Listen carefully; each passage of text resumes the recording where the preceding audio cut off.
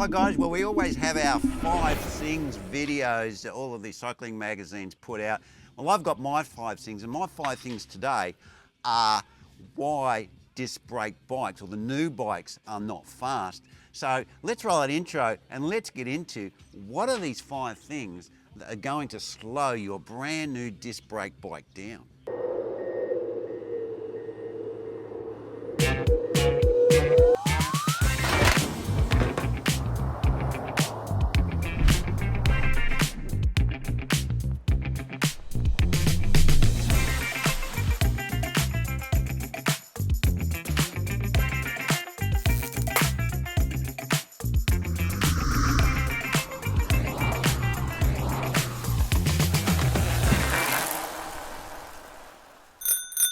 Well, before we jump into the 5 items that are slowing you down, which these manufacturers are fitting to their bikes, we've just got a beautiful day today. It's a bit overcast. They're forecasting a bit of rain later on, so it's not a super sunny day, but it's early spring. But we've got the Morley Eagles behind me here, and they're having a baseball game. So they're hitting a few balls around, and that's what you can hear in the background, that nice pinging sound of those baseballs hitting the bat. And these guys are having a bit of a game, having a bit of fun. So that's great to see people getting out and about in early spring and having a great time. So let's just get into what are the 5 things that are going to slow you down on your brand new bike. Okay, so we have number 1. Now, number 1 is that when we put disc brakes on a bike, we're adding another component into the airstream, and it's a spinning device as well. And some of the designs, like the Shimano, do actually have a fan, a pretty poor fan, but there's a fan built in. So what it's trying to do is move the air, and that creates drag. Plus also we have a mixing action which is caused by the disc rotor. So that is actually adding some drag to the bike. And so that is number 1 reason why your brand new disc brake bike is going to be a little bit slower. Number 2 on my list is disc brake bikes, especially on the front wheel, because they have to have cross spoking, and we need to have more spokes because we're transferring the braking force from the hub to the rim. So the wheels need to be made stronger to compensate for that forces that they put through the wheel. And also because the discs there, you have a dishing effect, and that's why you need to make the wheel stronger, because when you dish the wheel, you actually weaken the wheel compared to a normal spoking system we have on a rim brake bike, which is a radial setup. So that's another thing. So because you have more spokes, you're going to have more mixing effect from those spokes, and that's going to create more drag. Number 3. What's number 3? Well, number 3 is that the bike is wider. Yeah, the bike is wider, and if you actually look at the dropouts on the back of a disc brake bike, they're generally, I think they're 142 mil now. They did actually jump up to an in-between amount, which is actually a bit of a pain if you bought one of those intermediate disc brake bikes. Very difficult to get wheels and everything to fit it, but I think they're up to 142 mil now for the disc brake bike, whilst when we look at a rim brake bike, it's 135 mil. Now you might go, hey, that's not much, but if you've got a bike that's wider, you have to displace more air, and it's going to create more drag. So that is also going to slow you down, even though it may be just slightly. Now, with our latest bikes, and we've just done videos on this, we have wider tyres.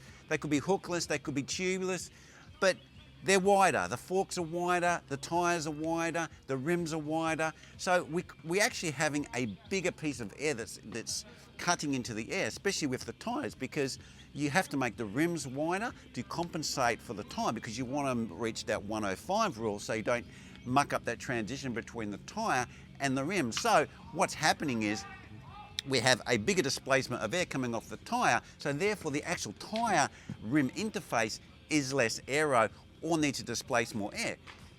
Again, you can argue it's small, but it's still a factor that's making your brand new disc brake bike just a wee bit slower. And of course we have our last one, our number 5 one, and number 5 is your disc brake bike is heavier. Bikes are heavier, and you might argue that, oh, they're getting them down to 6.8, 7.2 now, blah, blah, blah. But if you put that same lightweight components onto a rim brake bike, it'd probably be 6 kilos or under. Now you might argue that's illegal, but at the end of the day, it's still lighter, and the disc brake bike is heavier, and that is a negative for the bike.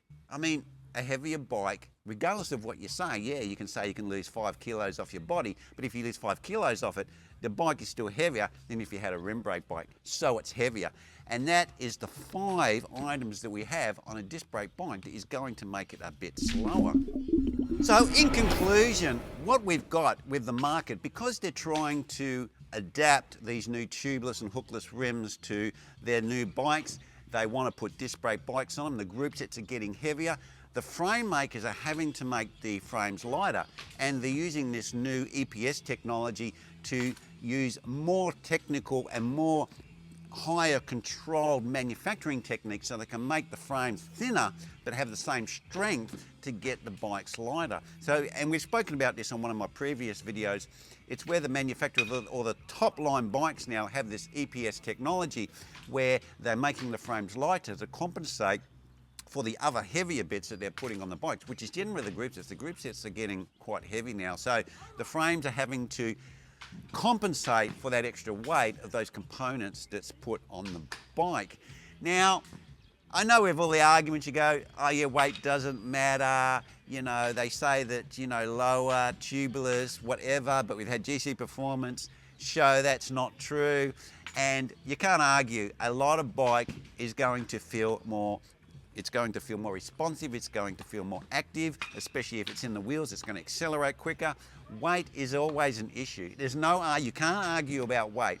Okay, you can say it's small, but if you add up all of these 1, 2, 3, 4, 5, they're all working the wrong way to making your bike faster.